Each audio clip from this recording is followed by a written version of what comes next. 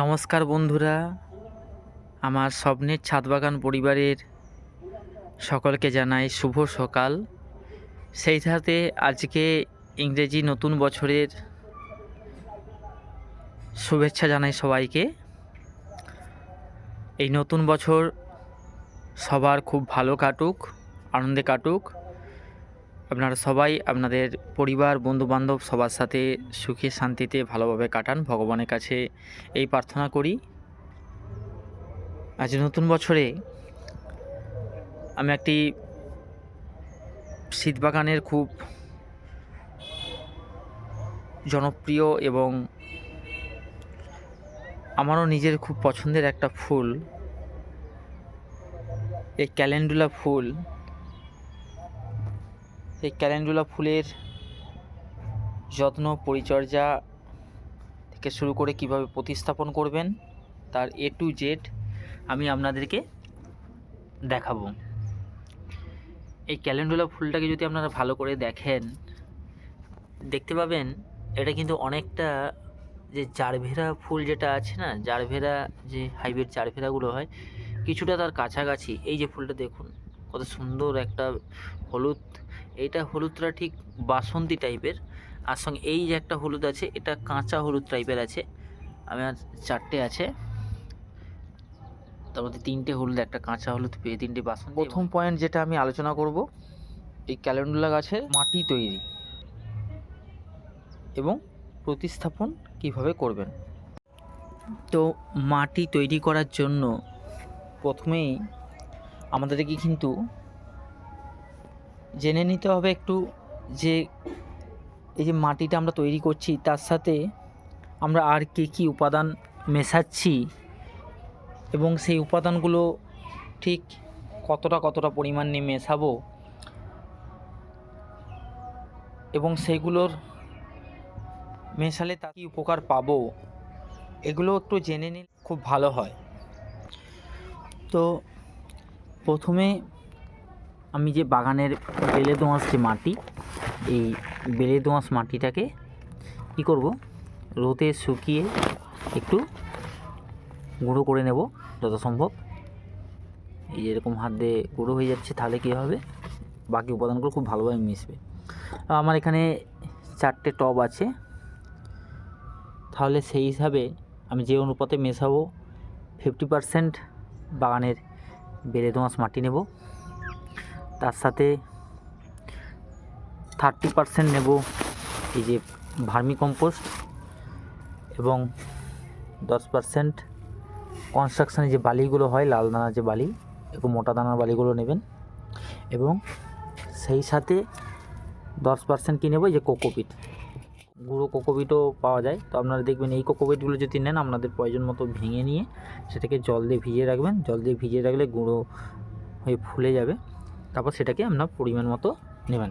ধরুন আমার এখানে 4টে টব আছে, সেই হিসেবে 50%-এর হিসাবে আমি কি করব, আমি তাহলে 2 টব মাটি নেব। আমি একটা দেখানোর জন্য সুবিধার্থে এই টবটা নিয়েছি। এগুলো দেখুন, এই যে নিয়েছেন, এই হিসাবে আমি এরকম 2 টব মাটি নেব। হিসাবে 30 ভাগ হচ্ছে আমার এক টবের কিছুটা বেশি। আমি এরকম 1 টব আর কিছুটা ভার্মি কম্পোস্ট নিয়ে নেব, আর বাকি 10 ভাগ করে বাগানে মোটা দানা বালি এবং 10 ভাগ কোকোপিট। অর্থাৎ এই যে 1 টব দেখছেন, এই 1 টবের মোটামুটি ধরুন আপনি হাফ টবের মতো বালি এবং হাফ টবের মতো কোকোপিট আপনাকে নিতে হবে। তাহলে কি হবে, আপনি এই যে মাটিটা তৈরি করছেন এটা কিন্তু উত্তম মাটি তৈরি হবে। এবং সবসময় মাথায় রাখবেন যে কথাটা আমি বলি, গাছ তৈরির ক্ষেত্রে মাটি তৈরিটা খুবই গুরুত্বপূর্ণ। কারণ আপনি মাটি যত সুন্দরভাবে তৈরি করবেন তাহলে আপনার গাছের গঠন, গাছের ফুল, ভবিষ্যতে আপনার যে গাছটা বড় হচ্ছে খুব সুন্দর তৈরি হবে। দেখতেই পাচ্ছেন তার নমুনা আপনারা চোখের সামনে। সেই জন্য মাটি তৈরিটাকে কিন্তু আপনারা খুব সুন্দরভাবে করবেন। আর কি করবেন, এর সাথে এই যে সিঙ্গেল সুপার ফসফেট দেখতে পাচ্ছেন, এই সিঙ্গেল সুপার ফসফেট এরকম সাদা দানা যে সিঙ্গেল সুপার ফসফেট, এগুলোকে আপনারা ধরুন মোটামুটি এই যে একটা চামচ দেখতে পাচ্ছেন, এই চামচের হাফ চামচের মতো নেবেন। এটা রাসায়নিক সার, সেই জন্য সবসময় আপনাদেরকে মাথায় রাখতে হবে এর পরিমাণটা কিন্তু যাতে বেশি না হয়। এই যে হাফ চামচ বললাম প্রতি টবের জন্য, এর থেকে বেশি দেবেন না, কারণ রাসায়নিক সারে যদি বেশি হয় তাহলে কিন্তু সেক্ষেত্রে গাছ মারা যাওয়ার সম্ভাবনা থেকে যাবে। এবং আমরা যখন ছোট গাছ লাগাবো নার্সারি থেকে নিয়ে এসে বা বাজার থেকে কিনে নিয়ে এসে, তখন গাছটা কিন্তু অন্য পরিবেশ থেকে যখন এসে প্রথমে কিন্তু ধকল না সহ্য করতে পারলে অত্যধিক সার ফলে কিন্তু মারা যেতে পারে। আর কি করব, এরকম 1 চামচ নিমখোল দেব। এই নিমখোলটা দিচ্ছি যাতে মাটির মধ্যে পিঁমড়ে পোকামাকড় কিছু থাকলে নিমখোলের সেটা আর রক্ষা করবে, এবং এই সিঙ্গেল সুপার ফসফেটটা শিকড়গুলোকে ভালোভাবে মাটির সাথে ধরতে প্রথম অবস্থায় সাহায্য করবে। আর ভার্মি কম্পোস্টটা দিচ্ছি তার কারণ মাটিটা নরম হবে এবং মাটির ইনিশিয়াল যে খাবারের যে একটা প্রয়োজন সেই খাবারটা কিন্তু যোগান দেবে। আর বালিটাও দিচ্ছি আমি মাটিটাকে আলগা করার জন্য, এবং কোকোপিটটা দিচ্ছি আমি মাটির মধ্যে একটা আর্দ্র ভাব বজায় রাখার জন্য। এবার আমি এই হিসেবে মাটিটা তৈরি করে নেওয়ার পরে প্রত্যেকটা টবের নিচে এরকমভাবে যে গাবলস এগুলো হয় বা ইঁটের দানা যাই হোক, এটা এরকম দিয়ে দেবো। দিয়ে মাটিগুলো যে মিশ্রণটা তৈরি করলাম সেটা বসানোর পরে গাছগুলো বসাবো। এখন এই একটা যেমন আমি দেখাচ্ছি উদাহরণ হিসাবে, এটা একটা প্যানজি গাছ লাগানো আছে, এটা অনেক পরে শেষের দিকে ছোটো একটা, কারণ আমরা যখন মার্কেট থেকে কিনে আনছি যদি এরকম ছোটো গাছ প্রায় কিনে আনছি বা এর থেকে একটু হয়তো বড়ো, তো সেই গাছগুলোকে কিন্তু এই মাটি তৈরি করার পর এভাবে দেখুন বসিয়ে দিয়েছি। তো মাটি তৈরি হলো, প্রতিস্থাপনও দেখালাম। এর পরের যে পয়েন্টটা বলবো, এই গাছটা তো আপনি লাগিয়ে দিলেন, এই লাগানোর পরে আপনি এটাকে কি খাবার দেবেন, কি দেবেন না, বা কীভাবে রাখবেন কি, সেটা আমি আপনাদেরকে বলবো। অর্থাৎ খাবার, আমি এই পয়েন্টটা নিয়ে আলোচনা করব। দেখুন, আপনি যখন একটা গাছকে প্রথম নিয়ে এলেন, নিয়ে আসার পরে ওই দিন যখন লাগালেন বা পরের দিন হয়তো আপনি লাগালেন, থামপট থেকেই হোক বা কালো ছোট যে পলিগুলোতে থাকে নার্সারির, তো সেখান থেকে লাগানোর পরে আপনি লাগিয়ে দেওয়ার পরেই কিন্তু সঙ্গে সঙ্গে যদি গাছে যদি হেভি খাবার দিতে থাকেন, তাহলে কিন্তু গাছগুলো কিন্তু সেই খাবার কিন্তু নিতে পারবে না।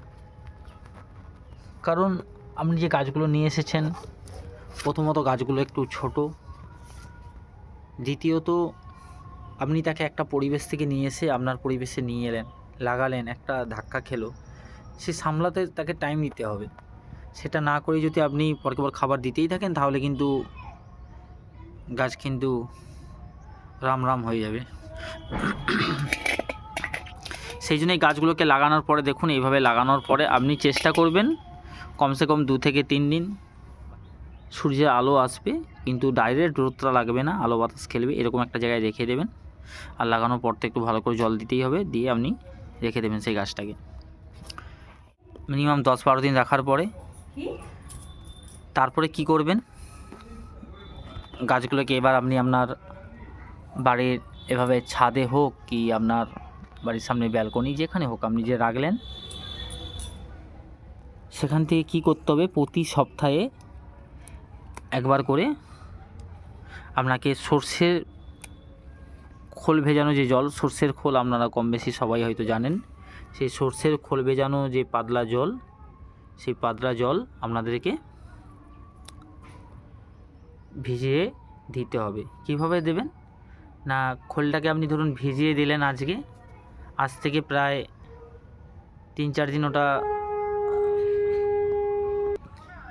4 দিন খোল ধরুন আপনার যে গাছ আছে সেই একটা পরিমাণ মতো আপনি, আমার ধরুন এখানে প্রায় 100-150 পিসের উপরে টব আছে, 150 পিস হবে তার বেশি। আমি এর জন্য ধরুন মোটামুটি যখন আমি খোল জল দিই, প্রায় আমি 6 মুঠোর মতো খোল ভিজিয়ে দিলাম 1 লিটার জলে। সেটাকে আপনাকে 4 দিন ভিজিয়ে রাখতে হবে। আপনার যদি অল্প গাছ হয় তাহলে আপনি একদম অল্প করে ভেজাবেন। 4 দিন ভেজানোর পরে আপনি তাতে ডিএপি দানা কি করবেন, এই যে প্রত্যেকটা টব দেখছেন, এই প্রতিটা টবের জন্য, এটা ধরুন একটা 6 ইঞ্চি টব আছে, এই সবগুলো, এই 6 ইঞ্চি টবগুলোর জন্য 5 দানার মতো, 5 থেকে 6 দানা মতো ডিএপি দানা কি করবেন, আপনি ওই খোল জলে মিশিয়ে দেবেন। তার মানে ধরুন আমার যদি 4টে টব হচ্ছে, আমি এখানে প্রায় 4 6 24টা 25টা মতো খোল ডিএপি দানা মিশিয়ে দিলাম এই খোল জলের সাথে। এবার আমি ওই মিশ্রণটাকে আবার কি করব, ওই 1 লিটার যে মিশ্রণটাকে আমি আরও প্রায় পাতলা করে নেওয়ার পরে আমি ওটাকে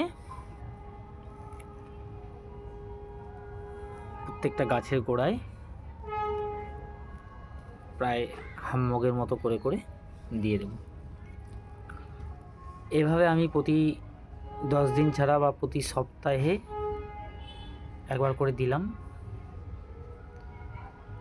আর কি করব, এটা আপনি দিলেন। এইবারে আপনার যখন গাছে দেখবেন কুড়ি এসে গেছে, এবার ফুল ফুটবে করছে, তখন আপনাকে কি করতে হবে, এই যে খোল জলের যে পরিমাণ, এই যে ডিএপি দানা যে বললাম, এইটাকে তো আপনি দিচ্ছেন, এইটাকে তখন প্রতি 10 দিনে না দিয়ে প্রতি 15 দিন 2 সপ্তাহ ছাড়া একবার করে দিলেন। এবং তখন কি করতে হবে, আপনাকে প্রতি 8-10 দিন ছাড়া একবার করে এই যে সিঙ্গেল সুপার ফসফেট যে দেখিয়েছিলাম, এর সাথে লাল পটাশ 2:1 অনুপাতে মেশাবেন। অর্থাৎ সুপার ফসফেট যদি 2 চামচ নেন, লাল পটাশটা 1 চামচ নেবেন। এই হিসাবে মিশিয়ে এই প্রত্যেকটা যে টবে আপনার যে 2 থেকে 3 চিমটি, অর্থাৎ এরকম এই 2 থেকে 3 চিমটি এরকম করে আপনার হাতে যতটা হবে, এই 2 থেকে 3 চিমটি নিয়ে গাছের গোড়াতে দিয়ে দেবেন। ব্যাস, এটাই। আর তার ফল দেখুন, আজকে আপনারা দেখতেই পাচ্ছেন কত। এই গাছটাতেই শুধু দেখুন, একটা প্রায় 1 2 3 4 5 6 7 8 9 10 অলরেডি। এছাড়াও কুড়ি দেখুন, আপনি মানে হয়তো বিশ্বাস করবেন, তার জন্য আমি আপনাদেরকে পুরো একদম দেখাচ্ছি। দেখুন কুড়ি প্রত্যেকটা গাছে, দেখুন কুড়ি, আপনি যেদিকেই দেখবেন কুড়ি পুরো একদম প্রত্যেকটা গাছ। এবং 4টে গাছ লাগিয়েছি, দেখুন কুড়ি দেখতে পাচ্ছেন, হাতে নাতে একদম হাতে নাতে কুড়ি দেখতেই পাচ্ছেন, কত কুড়ি। খুব সুন্দর ফুলগুলো যখন হয়ে থাকবে, এই দেখুন আমার যে 4টে টব লাগানো আছে এখানে, এই যে পরকে পরভাবে এই যে সুন্দরভাবে হয়ে আছে, দেখছেন কত সুন্দর লাগছে। আপনার বাড়ির ব্যালকনিতে বা ছাদ বাগানে যখন রাখবেন, আপনার বাগান পুরো ভরে যাবে আলো করে। এভাবে আপনারা পরিচর্যা করুন। তার সাথে কি করবেন, পারলে মাসে একবার করে আপনারা অনুখাদ্য বা মাইক্রোনিউট্রিয়েন্ট,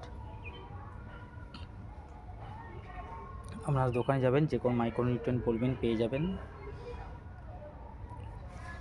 আপনারা চাইলে অ্যাগ্রোমিন গোল্ডও ইউজ করতে পারেন মাইক্রোনিউট্রিয়েন্ট। এছাড়াও যদি না হয়, আপনারা দোকানে গিয়ে বলবেন যে কোনো মাইক্রোনিউট্রিয়েন্ট বা অনুখাদ্য আপনারা পেয়ে যাবেন, তো সেইগুলো দেবেন গাছে। আর আপনাকে প্রতি 10 দিন ছাড়া বা প্রতি সপ্তাহে পারলে কী করতে, একবার করে মাকড়নাশক যে কোনো, সে আপনি নিম তেল হোক বা দোকানে গিয়ে যে কোনো দেখুন মাকড়নাশক পেয়ে যাবেন, সেটা আপনি স্প্রে করে দেবেন গাছে। তাহলে দেখবেন আপনার গাছগুলো সুন্দর, সুস্থ, সবল, রোগমুক্ত থাকবে। কারণ গাছগুলোতে শোষক পোকার আক্রমণ যাতে না ঘটে, এর জন্য আমরা এগুলো ইউজ করব। শীতের গাছে সবসময় একটা জিনিস মাথায় রাখবেন, গাছে আক্রমণ হয়ে যাওয়ার পরেই আপনি তার ওষুধ ব্যবহার করার থেকে ভালো উপায় আক্রমণ যাতে না হয় তার জন্য আগে থেকে আপনি প্রস্তুতি নিন। ঠিক আছে, এইভাবে করুন, দেখবেন আপনারও বাগান খুব সুন্দর ফুলে ফুলে ভরে উঠবে। আর অবশ্যই আপনাদের গাছগুলো কেমন হলো, কীভাবে লাগালেন, অবশ্যই কমেন্ট করে জানাবেন। আরও একবার সবাইকে নতুন বছরের শুভেচ্ছা জানিয়ে ধন্যবাদ। আরও অনেক ভিডিও আসছে, আস্তে আস্তে সবাই দেখতে পাবেন। নমস্কার।